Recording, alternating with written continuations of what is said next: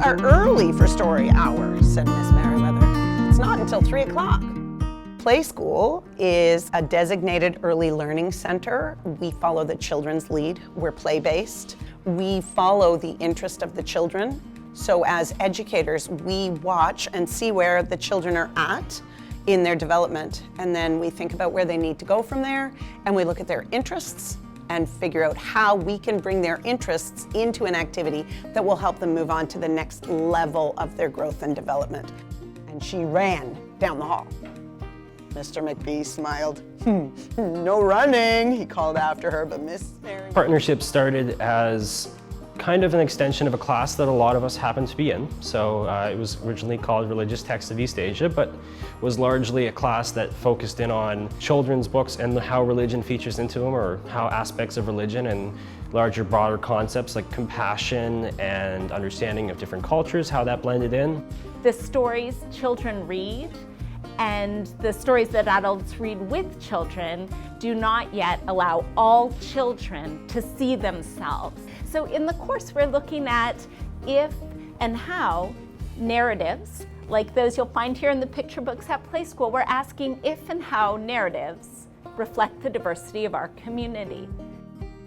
We have had the opportunity for a group of university students to catalog our entire preschool library, which is extensive, a couple thousand books. And moving forward, we are going to have an online library that parents will be able to access, choose a book they would like to borrow, and send me a message so I know to get it out and put it in their child's backpack. So all of those things have happened because of this connection, which we just haven't had the manpower or time to do before.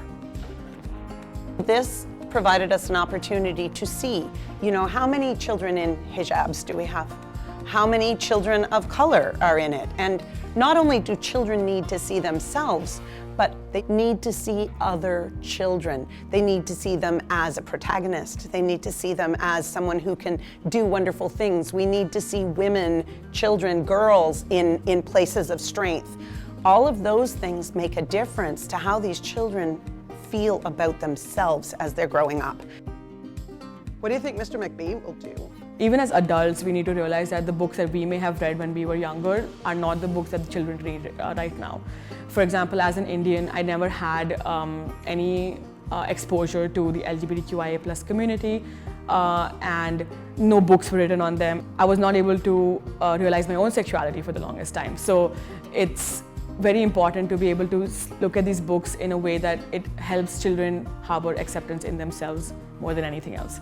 And as a student, as a person of diaspora, if a child is, if a person of color coming from a different country, second generation, living in North America, they need to be able to see themselves represented in these books, and to be able to increase that acceptance of those children as well is very important.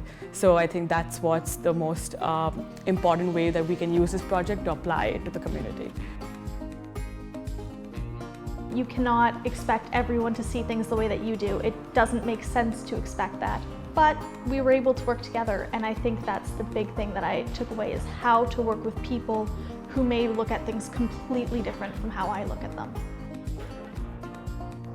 One of the things that I-WIL funding allows us to do is to remove obstacles to the participation of all students in these rich work-integrated learning experiences, from childcare to funds for technology or for travel. I-WIL is making it possible for the many students with whom I learn to grow in these ways that are deeply meaningful to us and to our community.